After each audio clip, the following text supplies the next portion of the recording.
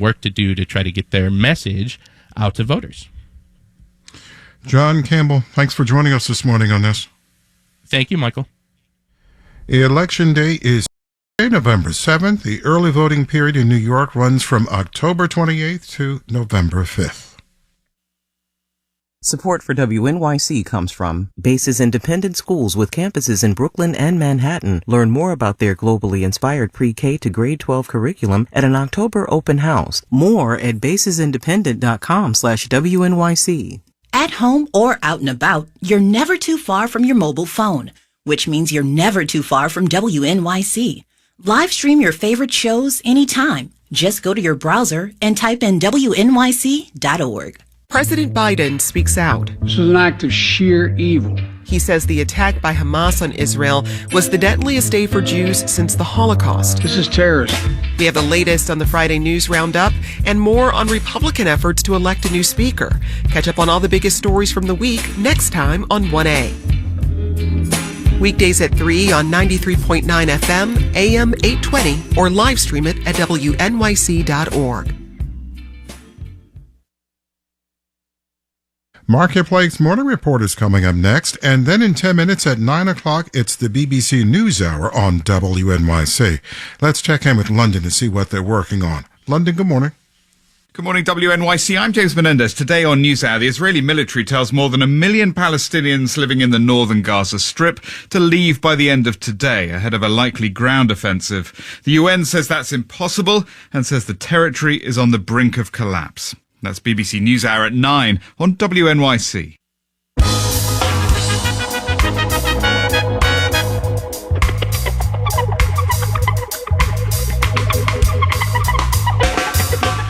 .55 and sunny out there this morning on this Friday the 13th, sunny and 64 for a high. Then tomorrow we'll have to look for some afternoon rain, very likely, cloudy, high in the mid-50s. And then on Sunday, slim chance of morning showers and rain, and then turning mostly sunny the rest of the day, so it should be nice as we reach a high of 60. It'll be on the windy side as well. Right now, 55 and sunny at 8:52.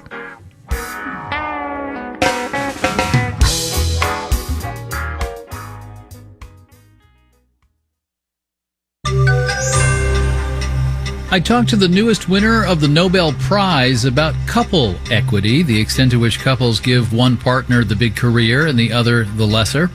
Marketplace Morning Report is supported by C3 AI. C3 Generative AI provides ChatGPT enterprise search that is verifiable.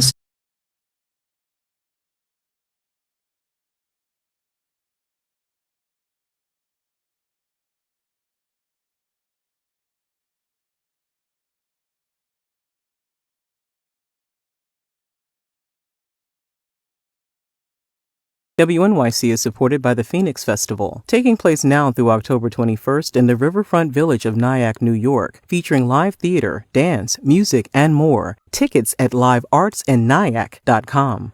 We're not shedding tears for the lawyer who works at a boutique law firm, but we're comparing her with an individual. The wage gap is large because disproportionately women sort of step back and men step forward in terms of their career when they have care responsibilities. No, I mean, I take your point that if someone's making a lot of money at the top of their careers, it's not the raw amount of the wage gap that should be of great concern.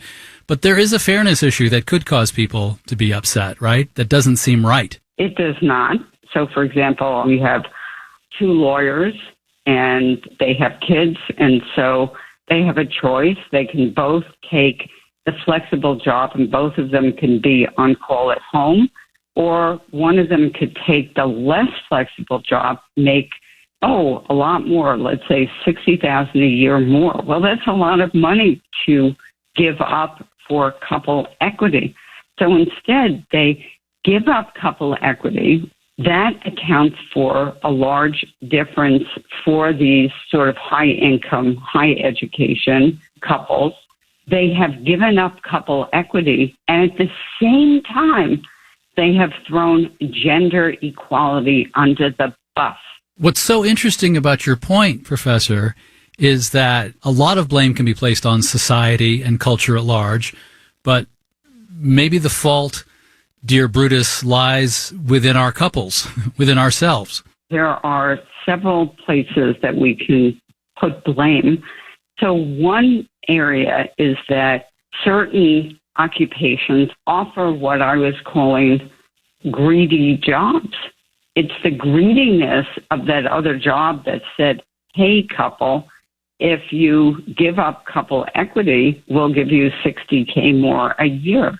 If you give yourself essentially to the firm.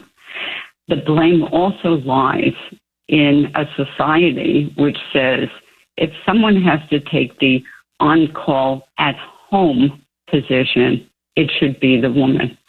The flip side of this, by the way, is that it's not just the person who has the greater care responsibilities who is giving up something, but it's the other person who is living a life of the high flyer, but is not going to see his child take her first step.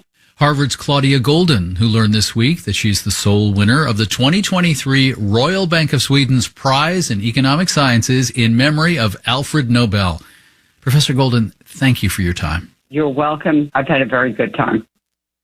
We also discuss how the rise of remote work has the potential to help close the gender wage gap. And then there are the unpredictable effects of increasingly sophisticated artificial intelligence on wage and career gaps. We'll have the extended version of my conversation with Dr. Golden on demand from the marketplace.org page.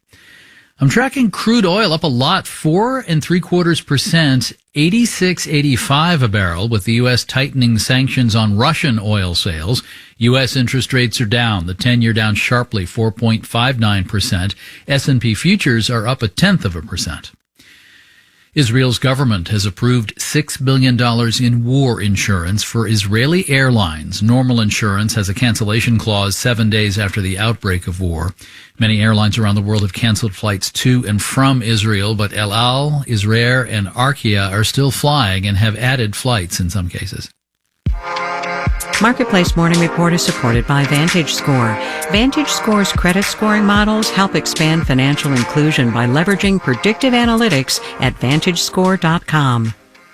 For the first time, the IRS has released an accounting of taxes owed but not paid. The agency calls this the tax gap, and for the latest year available, 2021, the amount totaled about $700 billion. That's more than 40% of what the federal government spent that year on everything except required funding, such as Medicare and Social Security.